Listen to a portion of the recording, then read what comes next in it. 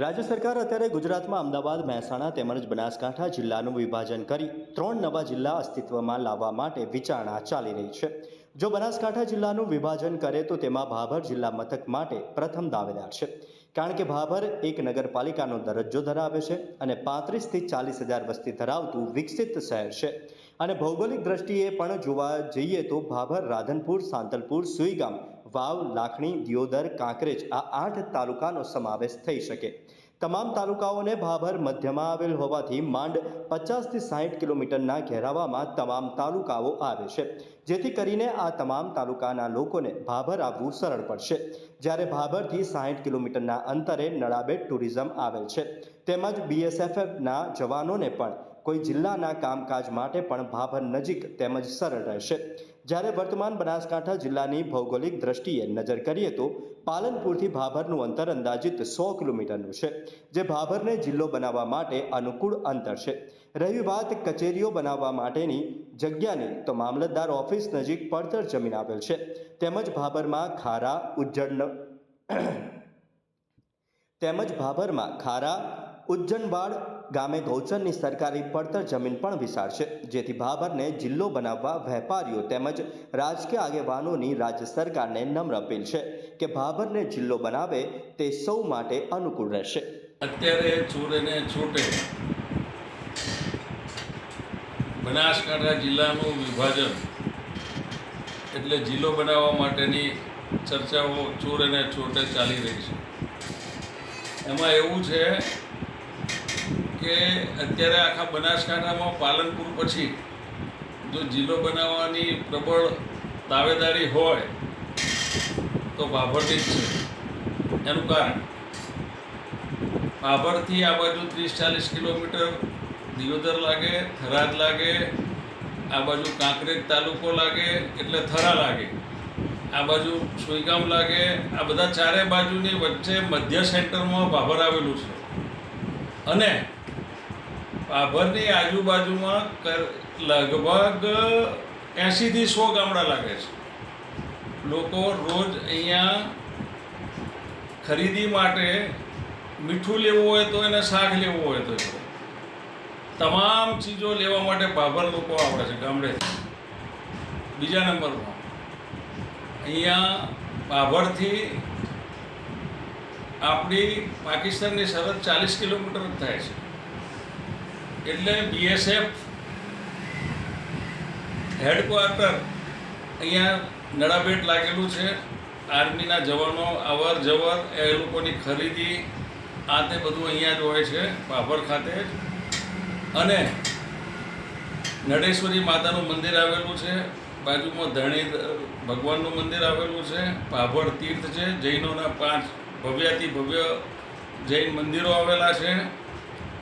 સિવાય આ ભાભર સિવાય ક્યાંય પણ જિલ્લો બનાવવાની ચર્ચા હોય તો મારા હિસાબે અયોગ્ય છે। એટલે કોઈ પણ સંજોગોમાં જિલ્લો બને તો ભાભરને ચાન્સ મળવો જોઈએ એવું મારું મંતવ્ય છે। એ હું મારા વિચાર પ્રગટ કરું છું। ઉપર લેવલે, જિલ્લા લેવલે, રાજ્ય લેવલે, ઉપર બધા પ્રધાનમંત્રી લેવલે મારી ખાસ વિનંતી છે, જિલ્લો ભાભર જ બનવો જોઈએ અને ભાભર જ અયોગ્ય છે। બાકી શાસન જો ભાભરને આ રીતે જિલ્લો બનાવશે તો એના ભવિષ્ય ખૂબ ઉજળા છે અને કોઈ પણ સંજોગોમાં ભાભર જિલ્લો બને તેવી મારી માગણી છે। ગામ વતી, મારા જૈન સમાજ વતી અને આજુબાજુની વસ્તી વતી, દરેક ગામની વસ્તી આજુબાજુના ગામડાના લોકો વતી હું આપને રજૂ કરું છું કે જિલ્લો ભાભર જ બનવો જોઈએ। ભાભર જ બને એ 1,00,000% યોગ્ય ને યોગ્ય છે। તો કોઈ પણ રીતે જિલ્લાની ફાળવણી કરવામાં આવે તો ભાભરને કરવા ખાસ નમ્ર વિનંતી। હમણાં મીડિયા થકી અને સોશિયલ મીડિયા થકી જાણવા મળ્યું કે 4 જિલ્લાઓ સરકાર દ્વારા વિભાજન કરવાની વાત ચાલે છે। તો આમ તો જોઈએ તો બનાસકાંઠા જિલ્લો બહુ જ મોટો જિલ્લો છે, ખૂબ મોટો જિલ્લો છે।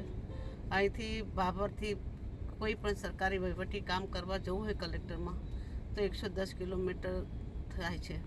અને તેમ છતાંય ટ્રાફિકની બધી સમસ્યા હોય છે. નાનો માણસ હોય, ગરીબ માણસ હોય, એને આવી રીતે ભાડા ભરીને પણ એને પાલવી ના શકે.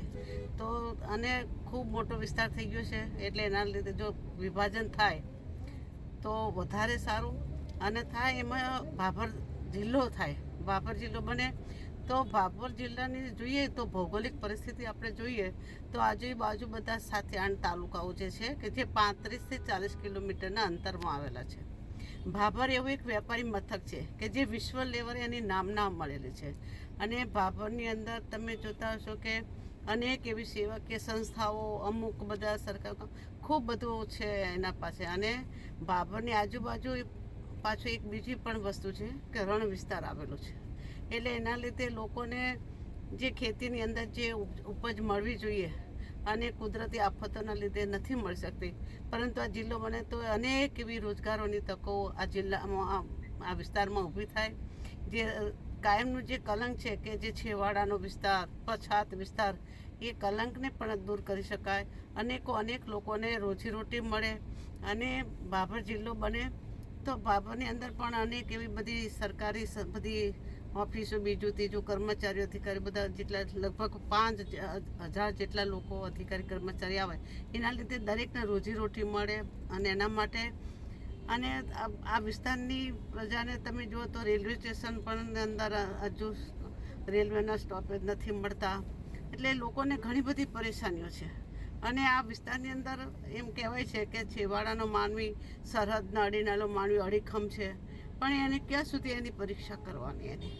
એની પરીક્ષા ક્યાં સુધી કરવાની? હવે સમય એવો પાકી ગયો છે કે જો સરકાર આ દિશામાં વિચારે કે ભાભર જિલ્લો બને તો આવનાર સમયની અંદર આ ભાભરની અંદર ખૂબ સારી એક હરિયાળી ક્રાંતિ આવી જાય એવી છે. વિકાસની દૃષ્ટિએ પણ ખૂબ સરસ વિકાસ થયો છે.